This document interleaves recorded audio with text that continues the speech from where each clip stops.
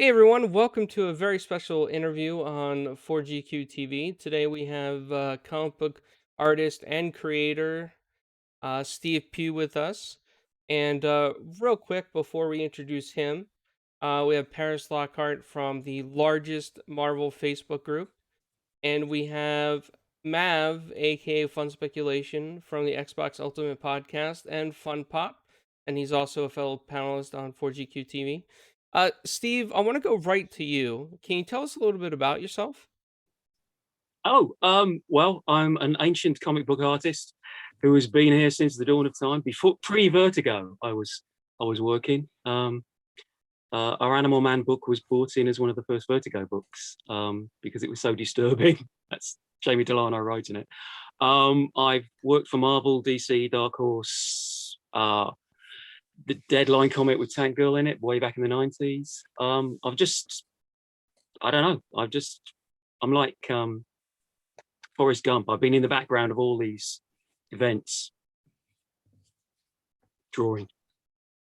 I got a question for you right off the start. So what got you into comics? What got you into creating into this whole, world of comic books? It was always a plan, really. When I was a kid, it was the thing I sort of did best. I mean, I was always making my own comic books. I'd get about like 2 or 3 pages into them, scribbled with biro, and then I'd get bored and start a new one. And they're all copies of other things. They were copies of Judge Dredd or Buck Rogers in the 25th century or other things. But it was always the plan to do it professionally. And my mum made me go to art college because I wanted to do it straight from school. But she had a head on her shoulders and she made me get a proper education, which I was able to use later. So that was good. But yeah, sort of, it was my fate. As a kid, what made you want to do that? Was it like an inspiration from some like other books that you read, or were you really into certain series or anything like that? Just the idea of like creating your own people and moving them through stories and creating spaceships and worlds and aliens and creatures that were what you wanted. They weren't somebody else's.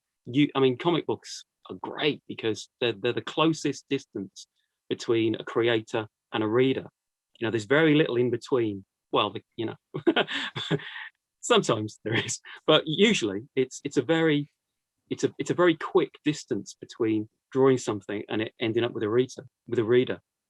And I love the idea that you could just create your own worlds and populate them and make them do what you said. Maybe a little dictator, little emperor complex or something. Right. So what you said you were drawing Buck Rogers and a few other things like what was your main inspiration growing up as a child, well, as a kid, learning how to draw and trace and all the stuff? Like what sparked that in you, what sparked that imagination, right? Well, I don't know. My dad was a train driver and he knew I was interested in drawing. So he used to chat up the women who worked in the offices at the front, and they used to give me reams of photocopy paper. So I was always drawing and covering this stuff with drawings.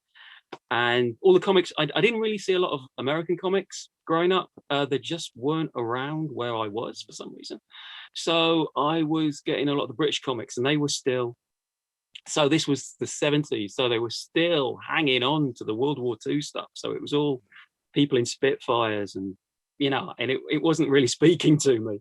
And then at the end of the 70s, when Star Wars hit, the science fiction comics started up, and this was amazing. This was great. Monsters, aliens, spaceships, and the TV went the same way. So there was like all the Glenn A. Larson stuff, Buck Rogers, Battlestar Galactica, all of that stuff started coming in, and there was just so much to draw that I couldn't help drawing. I guess that's the short answer. Did you have any mentors or any other artists that you looked up to? I didn't know anybody in comics. I knew friends of mine at school were into comics, but I mean, I didn't really start looking at other artists as inspiration until 2000 AD started up, and then they had Brian Bolland and much later Glenn Fabry, and there was a guy called Bellardinelli who was in the first issue of 2000 AD, Italian guy, and he drew these incredibly intricate, gruesome monsters, beautiful stuff. I'd say Bernardinelli was the first artist who I knew the name of, because they didn't used to credit the artists in British comics until 2000 AD. 2000 AD was the first comic that you could actually know the name of the stuff you liked, which was quite important, I guess. Awesome. That's cool. Hey, so I always am fascinated with this with artists. Like, so when you're a kid, you're fascinated by these comics and you have an interest in it, but there's still a talent there you have to have, right, to be able to do this. So do you think that just kind of came naturally for you, the creativity and the ability to draw, or was it something because you had such a passion for it, you worked towards it to be able to accomplish what you were trying to do? Yeah, I think it's a passion, really. I mean, I know artists who are vastly better than me, who just didn't want to do it. It takes me a long time to draw a page, and it's not something that comes naturally to me, but I really, really want to do it. So I think a lot of people have the talent to do it. A lot of people don't have the personality set to sit in a room for 18 hours alone with some music and just do this crazy thing. I think it takes a certain kind of masochism to kind of bang your head against the drawing board for so long. So yeah, I mean, there are so many talented artists out there. I think it's really just nice. So I was going to ask. Yeah, so I was going to ask, what got your start? Like, how did you start? What was your first job in comics? Oh man, I got so lucky. We sent off some photocopies. I've been drawing because been doing the 2000 AD, copying the 2000 AD stuff. There was lots of big guys in leather and guns, and I sent some photocopies off to First Comics, and the John Ostrander, who's pretty famous, was writing a comic called Grimjack at that point, and his artist was taking a 4-week sabbatical to draw a graphic novel, and he needed an artist for the main book. And my samples came in, and they were ideal. And the editor phoned me up, and they said, "Say, can you draw 20 pages in a month?" And it had taken me 9 months to draw 30 pages for when I yeah, absolutely I can. And I did. I drew. I managed to get the book done. I was, but and that was a big break. And John recommended me to. Karen Berger was coming over, scouting for talent in the UK. She'd set up a hotel room in London and invite artists to come along and meet her. And John Ostrander recommended me to Karen for an interview, and that's how I got Hellblazer. And the whole thing started snowballing from there. Nice. You self-promotion, man. Self-promotion. It's a little different these days, but yeah, it's awesome. I mean, if somebody likes stuff, I mean, artists in a way have it easier than writers. It's very easy to kind of show somebody what we do. Where a writer, you've got to persuade them to sit down and read the scripts and things. So in that, it works out for me anyway. Nice. So when you got into this whole situation of drawing, it was before the days of computer art. You were actually like pencil, ink on paper. Yeah. I had this technique where I was I didn't used to pencil really. I used to go straight in with ink and then use you buy this kind of correction fluid, this spirit-based correction fluid, and I just put that on and then draw over the top. And somebody made a joke that there were seagulls nesting in my fight scenes because the board was so thick by the time I. But yeah, so in a way, when computers came along, that was ideal for me, because because that this kind of do something, correct it technique really that. And now I sort of do a little bit of half and half. Like if something suits doing it on the computer, I do it on the computer. Something suits doing it in real world materials, then I'll do it in the real world materials. So I like to, and it keeps things interesting as well. It stops you getting bored of, because they're long days, and anything you do to liven it up. Right. Do you have a favorite series that you worked on? Let's say for each comic book company that you worked for throughout your years. Do you have a favorite one from Marvel, a favorite for DC, favorite for Dark Horse, and a favorite of maybe your own independent one? Well, Dark Horse, I only ever did movie licenses, so it was Terminator, but that meant I got to work with Alan Grant, who was a big hero of mine from 2000 AD. So Dark Horse would be Terminator. DC, probably Animal Man, because I got to work with Jamie Delano the first time around, and Jeff Lemire second time around, and they were both quite well received series, and they both did a lot for me at the time when I needed a bit of a boot. I needed a bit of a kick start.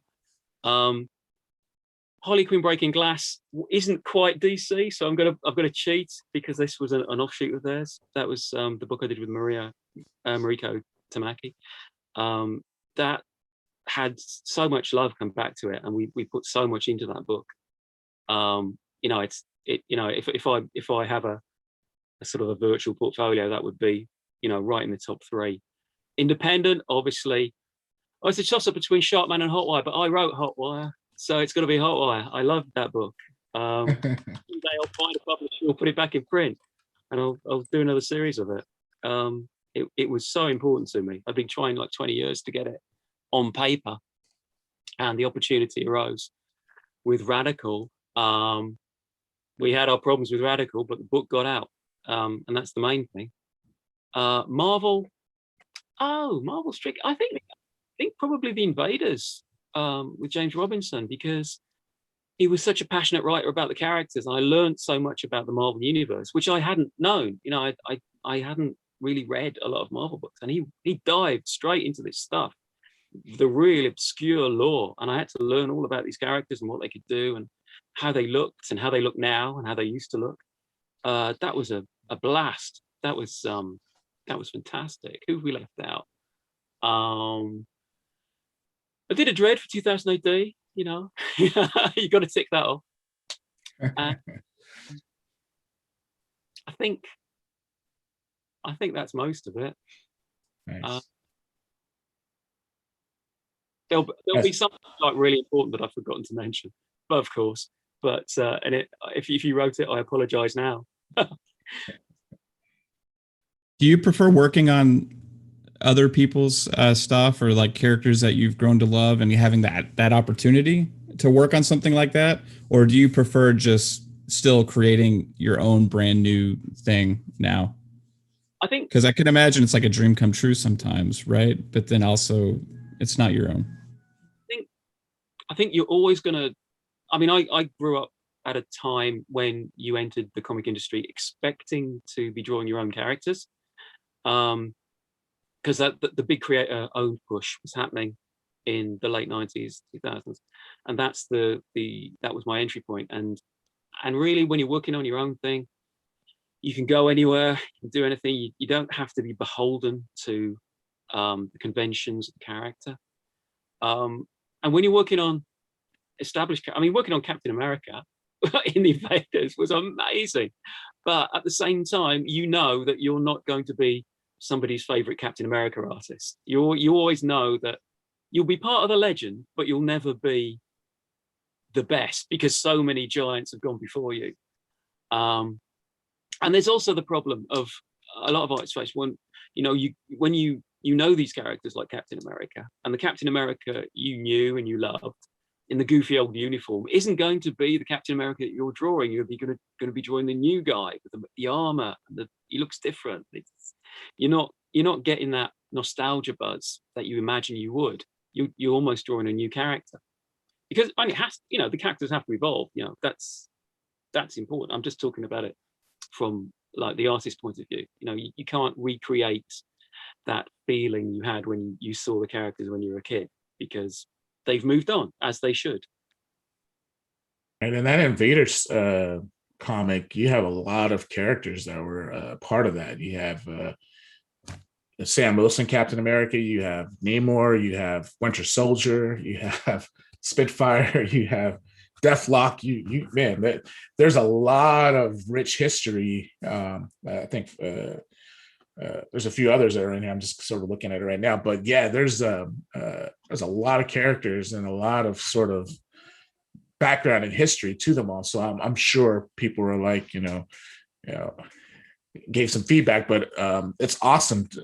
I would have like loved that opportunity because that was a very popular series. I'm surprised that Marvel hasn't turned that into a movie franchise based off these stories that are in there. Maybe they will with this Falcon and Winter Soldier sort of thing going, but yeah, it's pretty cool. That's awesome.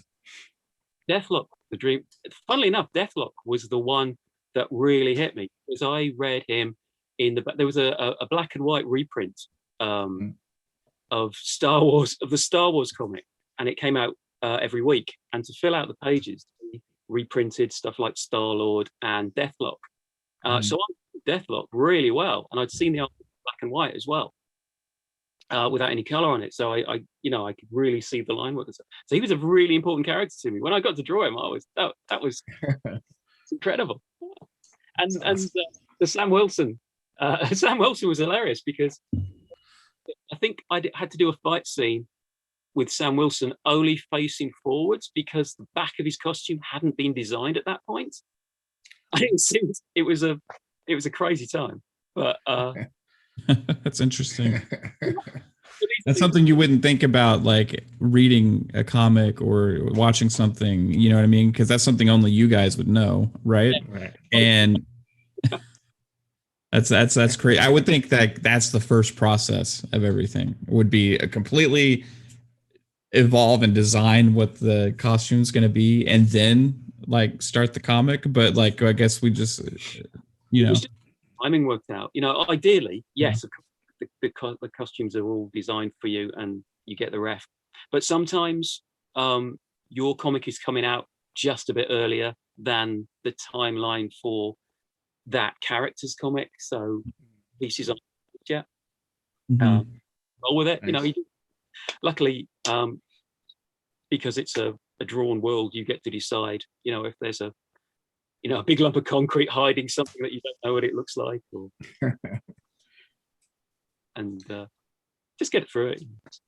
Nice. Yeah, it's good to see your art is on Marvel Unlimited too, so that's pretty cool. So people who haven't read the Invaders comic series, it spans, I think, over 15 books or something like that, over the course of a year and a half. It is available on Marvel Unlimited. I'm not giving them a shout out or anything like that, but it's just, it's cool that the comics are sort of, I think it's a resurgence right now. I don't know, maybe it's just me, but I'm super happy that a lot of the comic artists are getting sort of their just due now with this whole digital world and stuff like that. So it's awesome. It's nice the stuff's still out there. Yeah. We used to do a month's work, and then you'd throw it into the void, and then once it was off the shelves, it was kind of gone. And then the graphic novels and the trades started happening, and that was another bite of the cherry. But they only did like small print runs of them, and now, yeah, as you say, people can catch up, and it feels like you're actually building a library of work. Sorry. Yeah, no, that's awesome. So, hey, would you say that the process between like working with Marvel and working with DC is relatively the same, or do they go about things completely different with the creation process with you guys? Yeah, I think it's a very similar process. I'm trying to think of any differences. I haven't worked at Marvel in a couple of years, so I don't know. Pardon me. DC's got very on with providing reference. They've set up a system where you get like a big, because it used to be crazy. You used to have to troll down the comic shop, ask the guy who knows about the characters. Well, I need this. Now they're doing everything they can to make sure the artists are completely up to date with the new looks and the costumes and everything. So that's a huge improvement. But yeah, the general process is very similar. You have a writer, an editor or a sub-editor that you work with, and you know them and you trust them, and they do all the liaising. And then I tend not to have a lot of contact with the writers because I like to kind of get the script and sort of do my bit. Though I have been working with some writers recently who like to be more, have a chat about the characters and where they're going. So you've filled in on stuff that isn't necessarily in the script, and that's good too. But yeah, the whole process is it's pretty streamlined now. I mean, they've got to get the 20 pages out every month, so it's yeah. Do you have any like favorite colorists that you bring along, or is it just the DC or Marvel will choose the colorist for you, whoever's available, sort of thing? Well, I've been trying to get Chris Chuckery on all my. He did Billionaire Island. I stole him off the Winslade, who did when he was doing the Howard the Duck comics, because he just beautiful work on the faces and stuff. A big fan of Tamara Bonvillain, but I can never get her because she's too busy.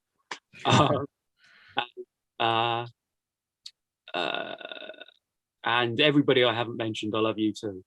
Those guys. Yeah, there you go. Now I see that you. Who I don't know who. Oh, I'm sorry. Go ahead. No, I was just saying, and I'm including my current colorist, who I don't know who it is.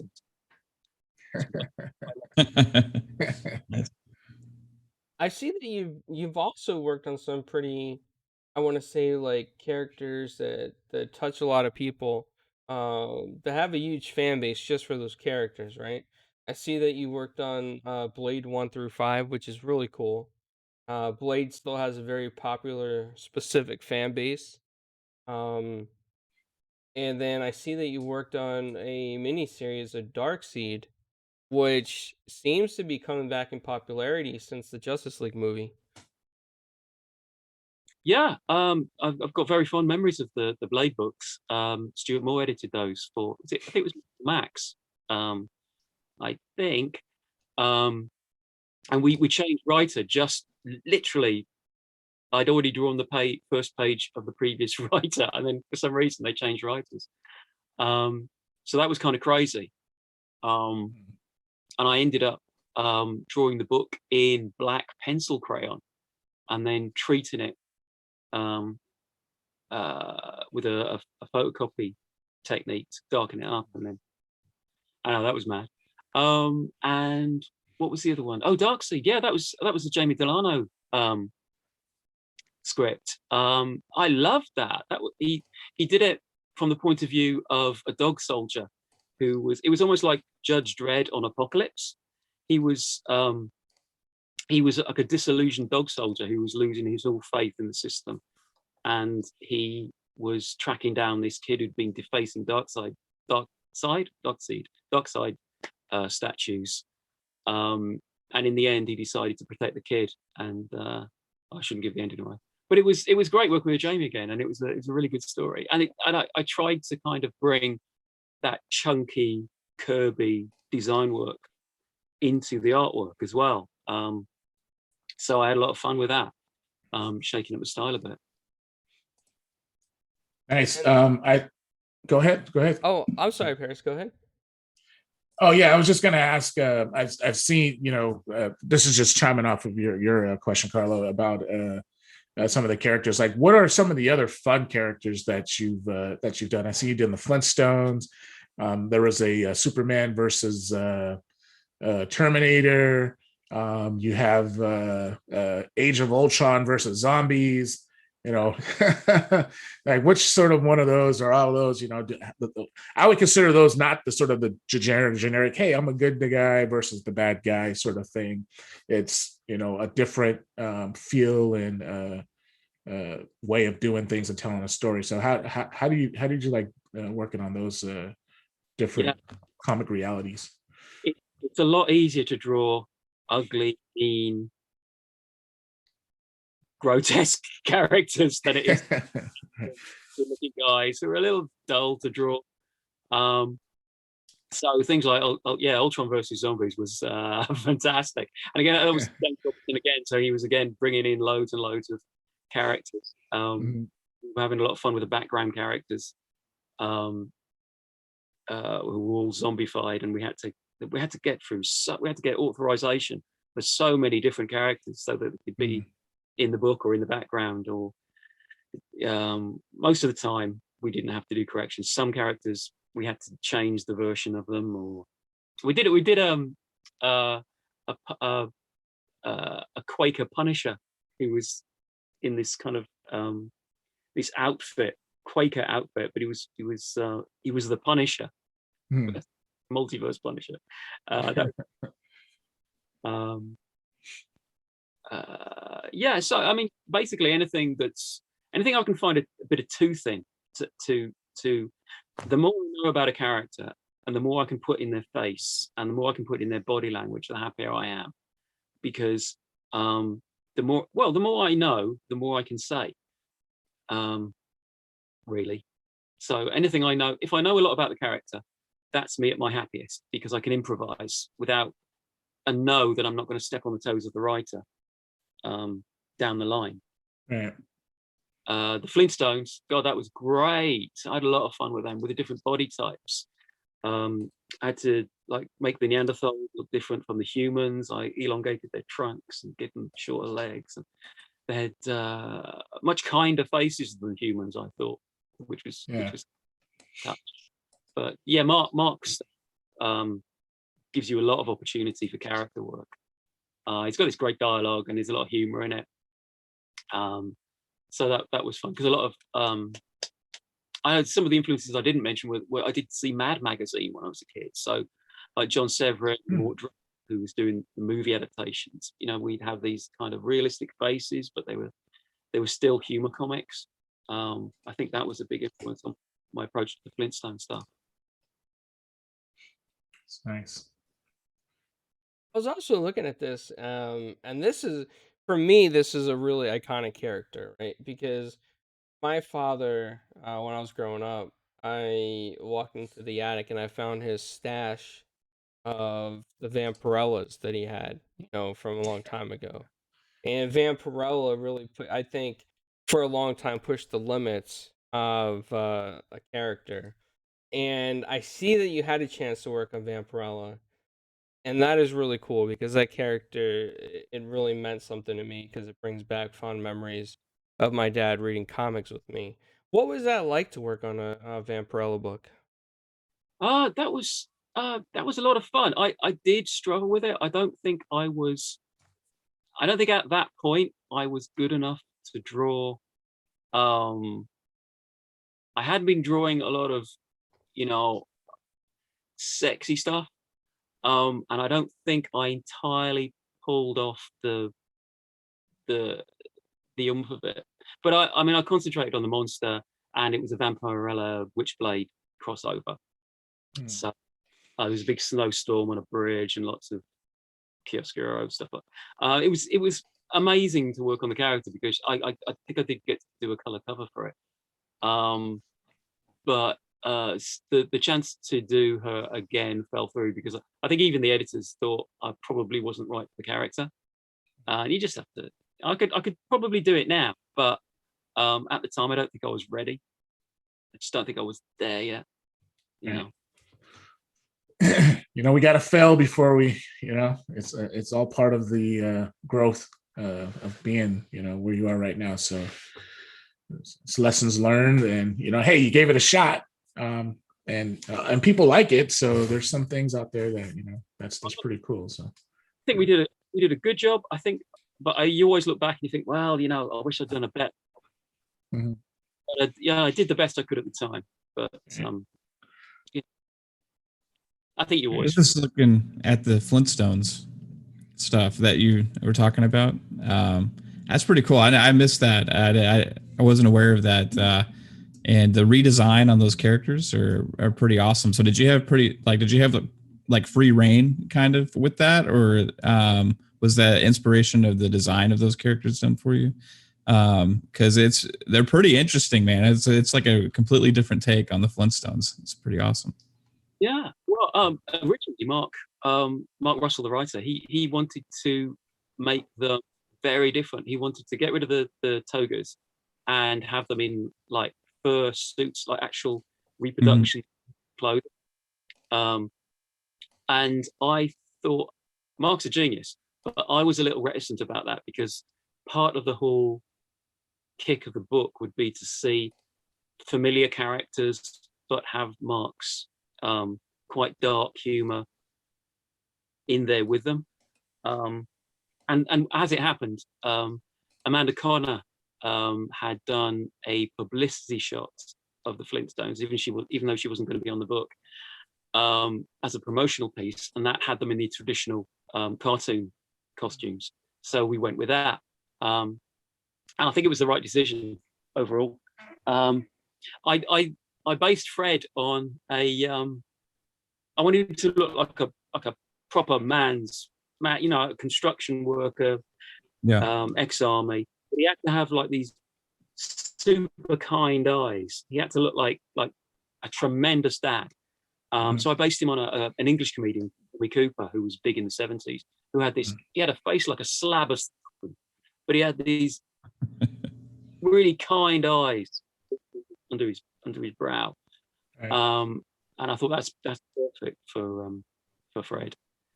And I don't know, but Barney was based on, well, in part for legal reasons. I think Barney reminded me a lot of Val Kilmer, really, because he's Yeah. he's his wife is the most beautiful woman in the prehistoric world. So he's got to have something going for him. That's great. So yeah, that was my thinking on that. Yeah, it's pretty cool. I'm glad you brought that back up, man, because looking at them, it's like, there's some pictures that like sort of modernized, based off, we all grew up watching a cartoon. I'm sure, I don't know if everyone's Yeah. seen a cartoon before, right? Yeah, Yabba Dabba Doo. Have a do, right? It's sort of like, I wish this art right here was the cartoon growing up, right? That's sort of how I felt about it. And I'm like, oh, this would have been so awesome growing up seeing this. I'm not knocking the other version of it, but it's just like this. I would prefer this over the other one, right? And it's cool. I think there's something here that's awesome that people should definitely check out. So it's cool. And I'm going through a bunch of your cover art on some of the projects you did were the cover artist for, and it's just like I can see like a general overall style that you have, like with your drawings, and it comes through. It makes it uniquely you in a way, even though everything is different. I always find that it's very interesting with like a specific artist that you can just see it and okay, that's probably him because of that style. It really comes through, and it's pretty impressive to actually kind of leave that trademark and stamp through different things, right? The Harley Quinn cover I saw on, I think it was Harley Quinn Convergence. Is that what it was, right? Um, just really cool stuff, man. I really like looking at the artwork. It's impressive. Thank you. I've got no thread running through it. I think it's just artists just choose images they like, and you just see on the page rather than any. I mean, there's no plan involved. Yeah. There's no framework. There's no like great. It's not intentional, right? It's like a signature in a way where it's like even if you write your name a million times and try and do it differently, it's still somehow going to appear to other people this similar, right? Right. So I'm looking at one of the covers. Well, since Mav brought this up, looking at some of the covers that you've done. I'm assuming that you've done this cover because it is the Flintstones. The Bloomin' Shales cover with the shoe shell. That do you remember that I, one? I only did the first cover for the Flintstones. All the Okay. others were guest artists. Okay. Um, I did the oh no, I did two. I did the bowling one and the first one because those were going to. I did issue 1 and issue 6, I think, because that way I'd have a painted cover for both collections. It's all worked out. Yeah, issue number 1, right, where he's got the bowling ball. Yeah, that's it's just great. I mean, like, this is what I'm talking about. Like, it's awesome. Um, It's like a mature kind of like more grown up Flintstones. It does look really good. yeah, Yeah, Mark did an amazing job with it, and you know, kudos to DC for sticking with us. You know, they could have dropped us after 3 issues. In fact, that was a plan. I only signed on for 3 issues, mhm. and we got to 12, I think. Mm, it's nice. So you got to What? tell us about this Superman versus Terminator. Sorry, Carlo. I just have to. No Hey, worries. you have it on your Twitter feed. Yeah, you got to talk to us about that. Like, how did that come to fruition, and how did you? You know, I'm sure the idea came out, and you know, they're like, hey, let's take a stab at this. Well, You said. it's a good, microcosm of how these things work. So um, I bombarded Dark Horse with samples, bombarded them with samples of Alien. I really want to draw Alien. Alien. Here's some aliens. Look how I draw the aliens. And I got a phone call and they said, so you want to draw Terminator? Oh, a big shiny thing with all the straight lines on it? Yeah, okay. red beady eyes. All those parts. That looks really hard. So I said yes. And Alan Grant was writing. And it was interesting because I hadn't done, apart from sort of Animal Man was sort of a superhero comic, I hadn't really done a superhero comic at that point. So um, I guess, you know, having Superman thrown in there was a nice bonus. And I had an inker through a few of the episodes, Mike Perkins, who's now drawing Swamp Thing for DC. Very talented fellow, and it was the first time I'd really worked with an inker because, as I said, I didn't really pencil, but we worked it out. We got a rhythm going, and yeah, some of it's pretty good, I think. Although, I mean, it's a bit of a daft idea. I wasn't, you know, entirely sure of the artistic merit of it, but I think everybody had a lot of fun. Yeah, I'm just thinking, like, that could be a movie right now, and it would do well. Yeah. It would do really well. Like, Terminator franchise needs something, I guess. yeah, Superman flying through, beating up a bunch of robots. It would do well. The action and all that stuff, right? That's cool. So here's one actually. Like, if you could take any project that you worked on, what would you like? Would you like to see any specific one actually made into like a full length feature film? And if there is one that you would like to see, which one would be your number one choice for that? Well, Hotwire, because I get the money. Um, Hey, well, you know, I mean, there's been a few things I've done that ended up being a real movie, but because they were done for other companies, Right. that's just the way it works. I think Sharkman would make a pretty successful movie, bizarrely enough. It's visually very strong. I'd really like to see Harley Quinn breaking glass. I think that would be beautiful. I think that had a really nice characters. As far as the superhero stuff, you know, they could do it with any of it, couldn't they? Now, Yeah.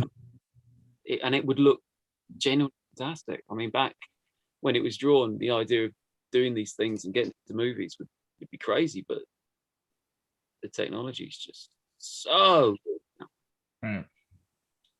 Well, let's start sharing Hotwire. Let's get a push to get Hotwire made into a full feature film or a TV show. I'm looking through the images for Hotwire right now, and just the artwork in it is just amazing, right? It tells this. I think a good comic book artist can really tell the story through image, right? And it really comes through just flipping through some of the artwork here, and it's I can already grasp kind of what it's all about, just by visually seeing it, right? I think I approached it as if I was drawing the comic of the movie adaptation, because I used to love the Star Wars adaptations and the Blade Runner adaptations they used to do in the 80s. They used to come out in these Marvel comics. So I think my thinking behind it was to do. We can get Charlize Theron to play the lead.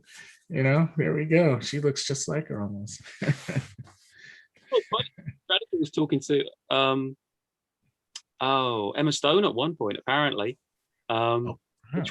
Emma Stone would be not a bad choice. I don't know if they were telling the truth, to be honest. Alice Hotwire, Detective Exorcist.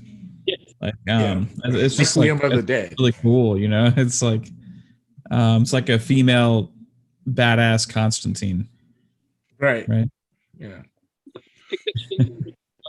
She doesn't they're kind of in the story, they the ghosts are kind of everywhere. They're more like they'd be homeless people. They've been street corners, and they're in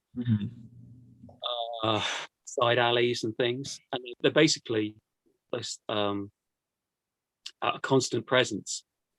But where they came from, what they're doing, nobody really understands. And she's had this science upbringing. She doesn't really believe in ghosts. She thinks there's some other explanation for them. So it's part trying to find out what they are, and part trying to do a kind of police keeping thing on them. Yeah, stop them from doing evil things, right? Yeah, things. Every one of them comes back. Some are sympathetic, and some are out for revenge, and some are just crazy.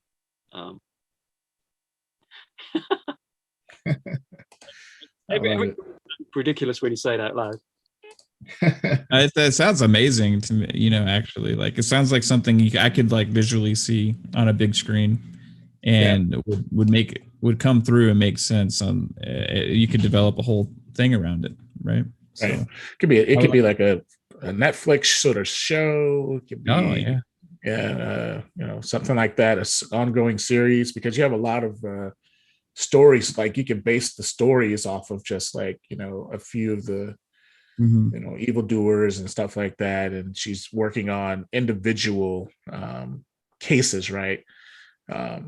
Maybe she's trying to help them, or maybe she's trying to stop them, sort of thing. So it there's some potential there. Yeah.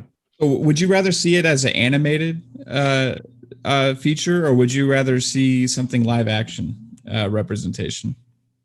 That's a good question. I've always rather liked animation, because they seem to pay more attention to the storytelling. I love the DC animation stuff. That's a good. Either's good. Either's good. You'll take it either way. Okay. Right on. Yeah. gotta get those checks, man. You gotta get those checks. Get my man paid here. That's a fantastic story. There was some interest in it, and the Radical weren't particularly interested in staying true to the comic, so they instead of a future scientist ghost police woman, she was a present day car thief,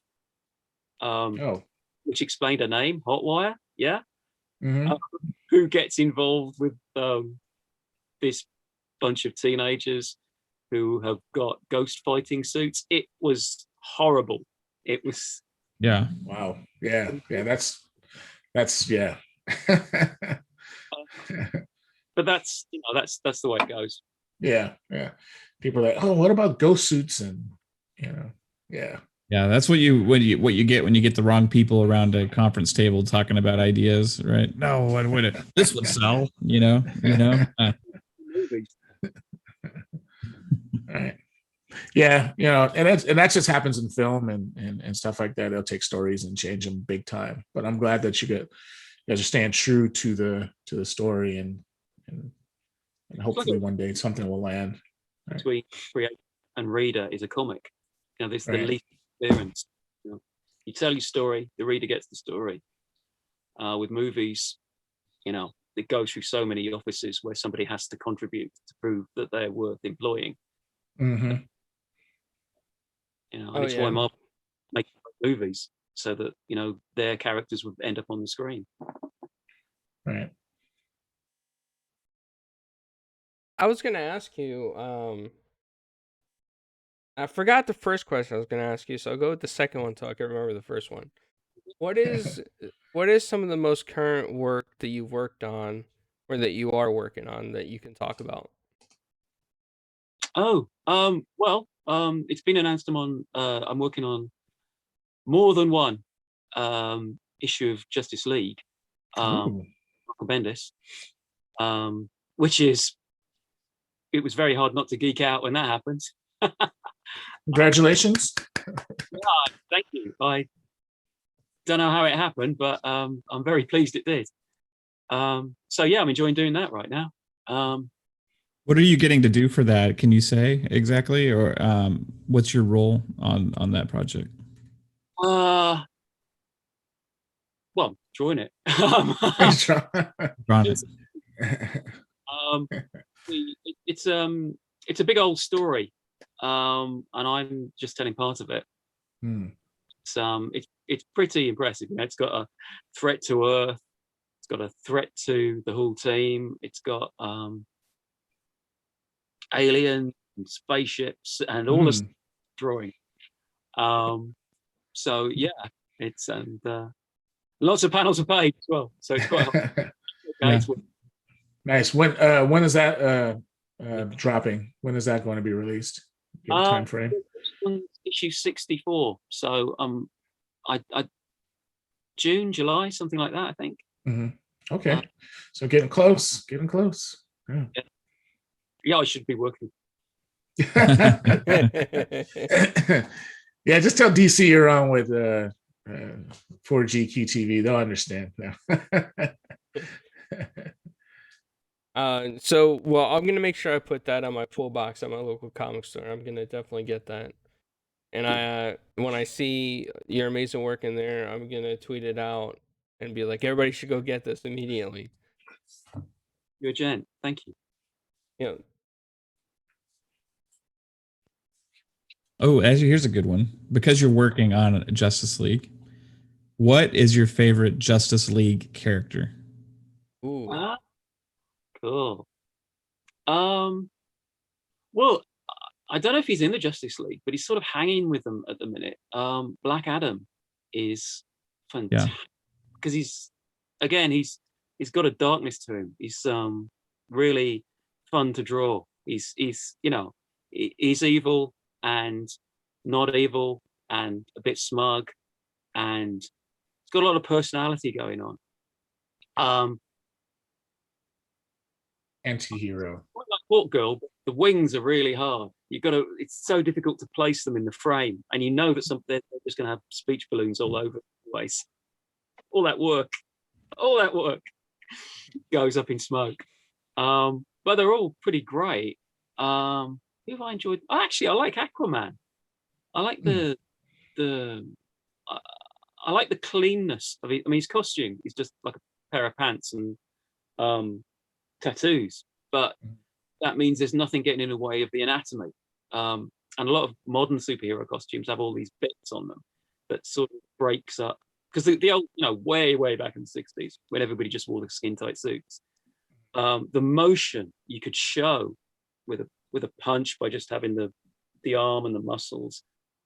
Fantastic. But as more and more clutter started getting on the costumes, it's harder to keep that motion in the pages. So Aquaman's great because he's all got a hair which goes everywhere, and he's got, big muscles, simple costume. I like Aquaman. Yeah. Have a Awesome. bunch of gadgets hanging from him and stuff like that. And all this. Yeah. Yeah. I mean, it looks great in the comics, but it does limit you with how you can move the character on the page. So yeah, the simpler the better, as far as I'm concerned. Yeah, that's cool insight.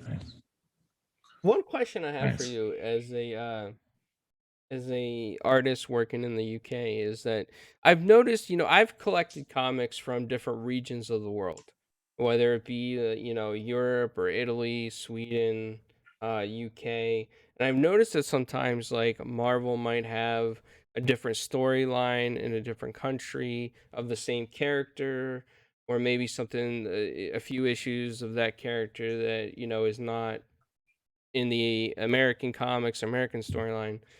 Have you ever worked on a, let's say, like a UK version that was different than like an American version of a same character? No, most of that stuff was done by Panini for Marvel. I had a Mm.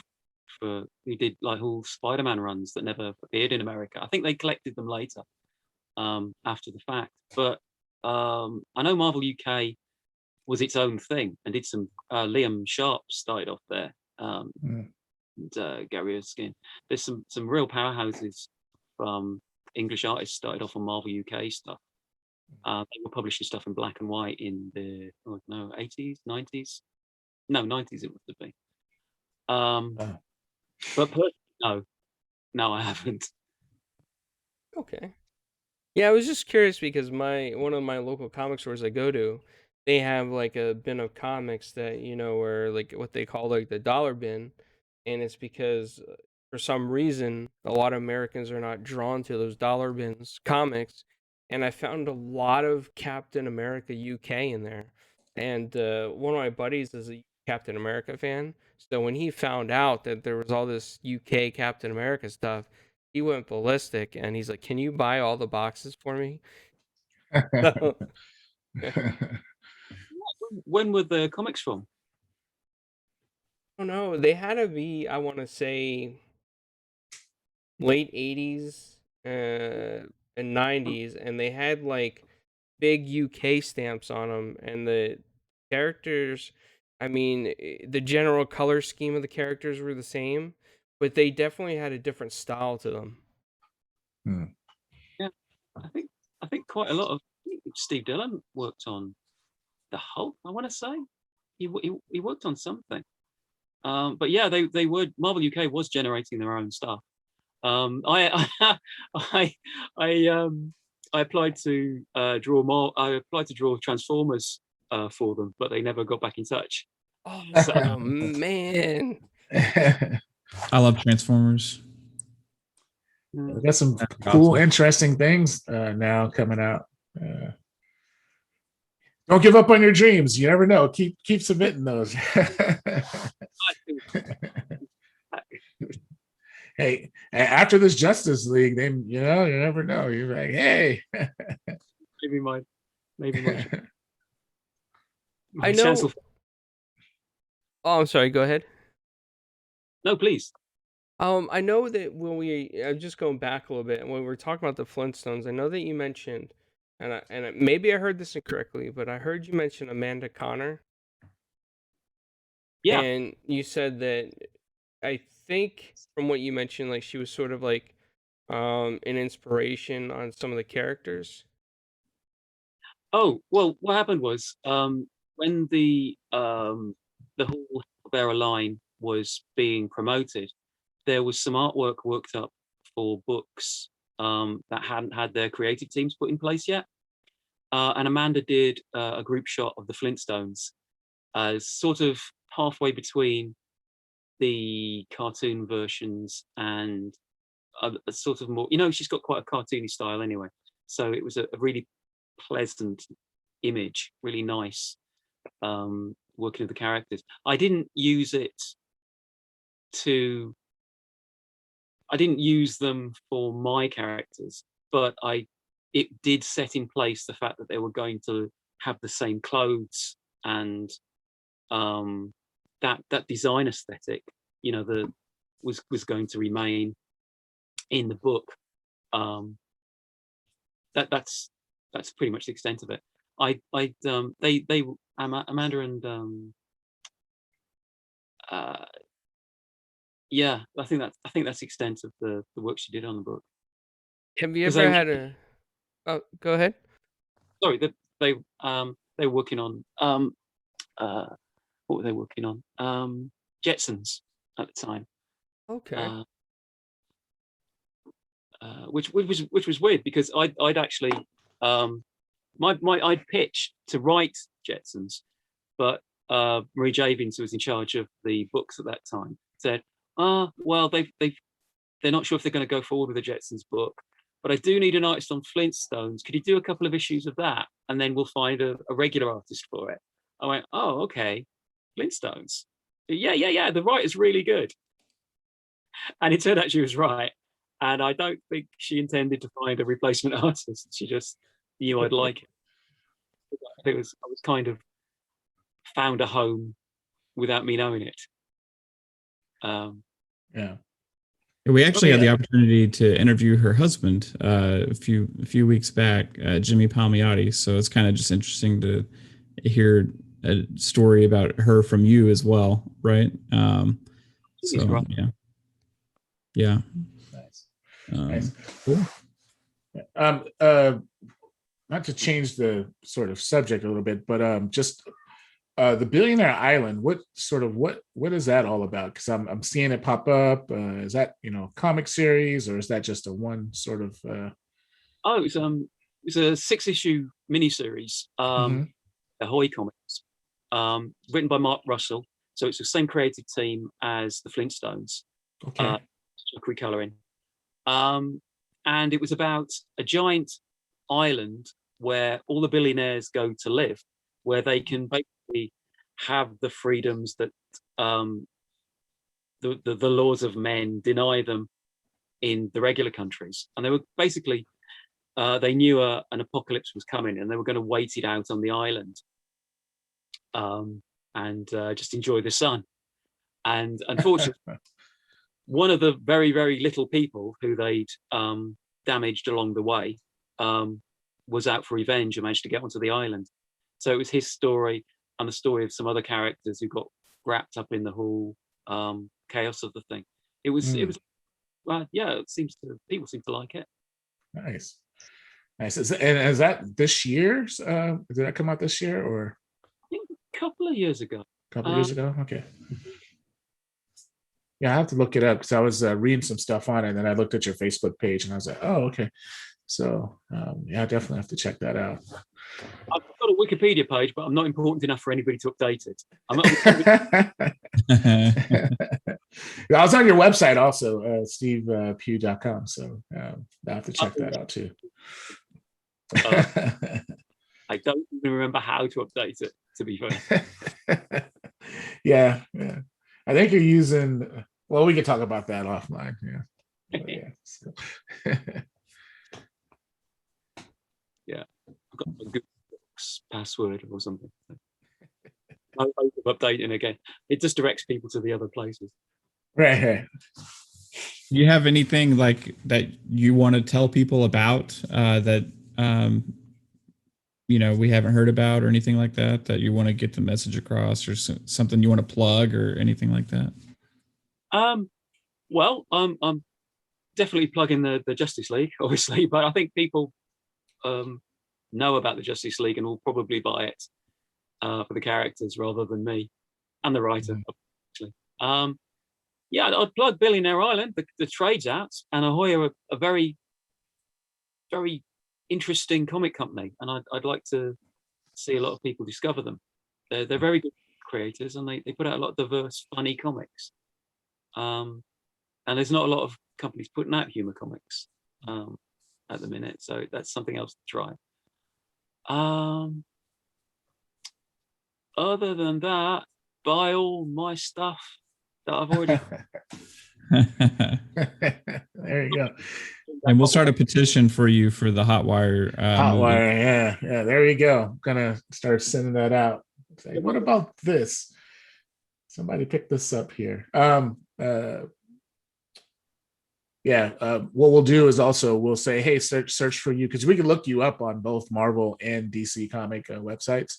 I believe we can look you up on Dark Horse also. So we'll definitely share the word to pick up your art, and hopefully you get some residuals from some of the purchases. I don't know how it all works, but hopefully that still happens to this day.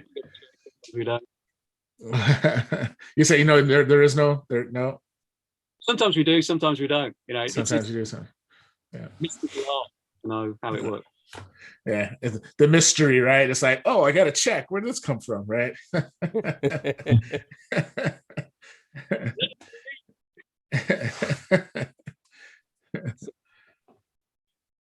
Well, Paris or Mav, did you have any other questions? No, I just want to say I'm super impressed by your life of work with what you've contributed to comic books and the characters that we all love. The art is super impressive, and it's always fascinating to sit here across from somebody that is a true creator and has contributed to something that we all appreciate. And now putting a face to that is great to see. And thank you for being willing to sit across from us and have a casual conversation where we get to pick your talented brain a little bit. So it's been an honor. So thank you so much. Oh, mate, thank you. So, thanks for being interested. Yeah. I echo those same thoughts. Thanks for that, Mav.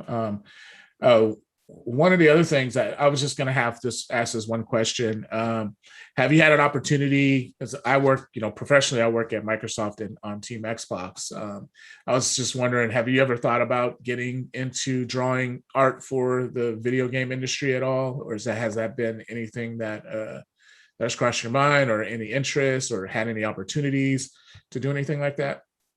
I haven't. I mean, I've done a few things for magazines way back, but no, I've never worked for actual video game artwork.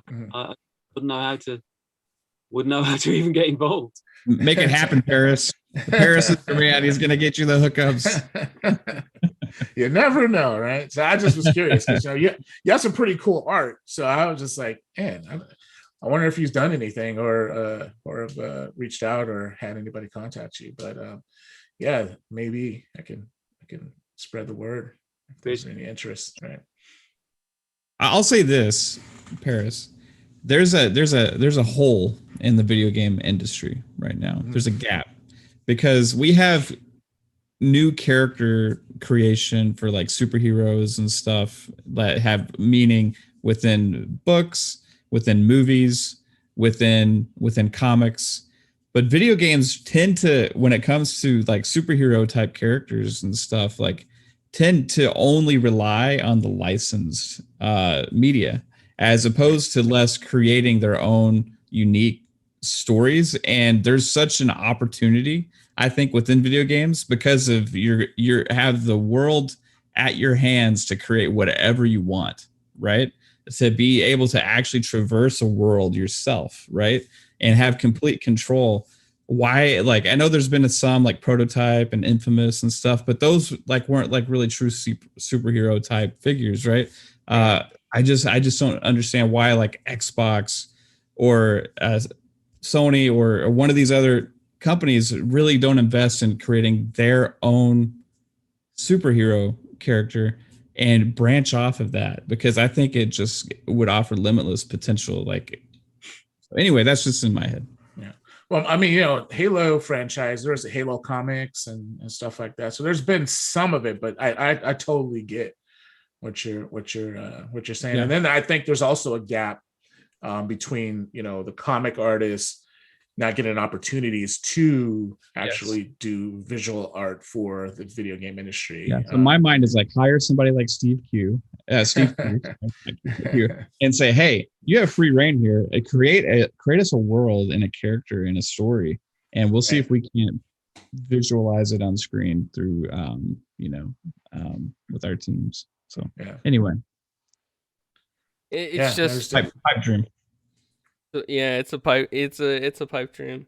Yeah, that would be awesome, Steve. If you ever had the opportunity to work with a studio, it doesn't matter, whether it be an indie studio or a major publisher, something where you can create or help create a character and a world. And I know that one of the games that comes to mind is like when Mortal Kombat versus DC Universe, right?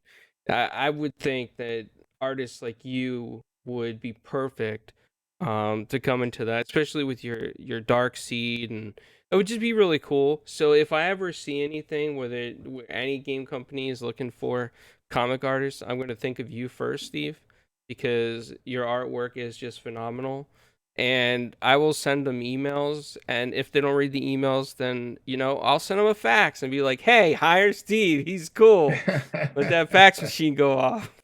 But I really want to thank you for your time. I think that you're amazingly talented. All the work that you've done throughout the years, and it's because of guys like you that create and keep creating these worlds and characters for people like me to read and get lost in. You were a big part of my childhood where I was completely bored out of my mind, but I could open up a comic book and be transplanted to this whole other universe of whether it was like DC or Marvel or whatever it was, but it was because of creators like you, I can get lost in this whole world, you know?